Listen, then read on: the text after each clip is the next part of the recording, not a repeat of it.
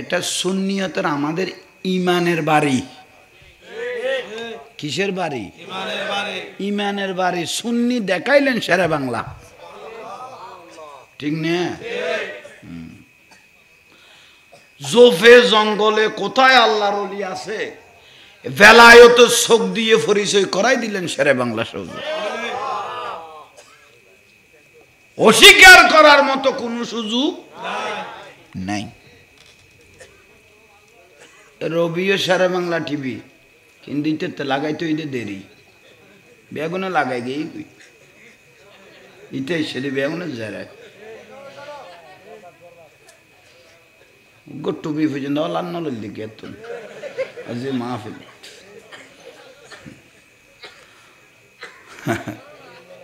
ওই তো ইমাম শেরে বাংলার অবদান অস্বীকার করার মতো কোনো সুযোগ নাই।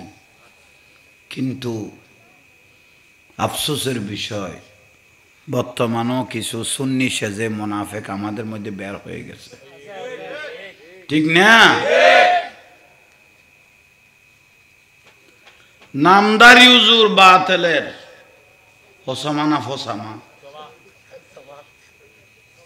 ও শেরে বাংলা হুজুরকে শেরে বাংলা শিয়ালে বাংলা ডাকলো, প্রতিবাদ করলো জাহাঙ্গীর হুজুর। তোমাদের সুন্নি সেজে যারা আছো মনে না হইলে তোমরা প্রতিবাদ করিও না, কিন্তু আমি যে করেছি তোমরা ওকে কিছু না বলে সবাই লাগে গেল জাহাঙ্গীর হুজুরের পিছনে। বুঝলাম না আমি কিছু। শেরে বাংলাকে শিয়ালে বাংলা ডাকলো ওই বাতিল, ওকে আমি জবাব দিতে বাধ্য হয়ে গেছি। প্রতিদিন লাইভে এসে ও বলে সুন্নির মধ্যে কে আছে আসো বাহাস করতে। তো কেউ যখন সারা দিচ্ছে না, আমি নগণ্য, আমি সারা দিয়েছি, তোমরা পারলে পারো না পারলে নাই। তা আমি যখন সারা দিয়েছি আমার জবাব আমি দেব, তোমরা কেন আমার পিছনে লাগলি? বাতিলে লাগলে সারা যেত, লেগে গেল আমাদের মুনাফিক সুন্নিগুলো, ঠিক না?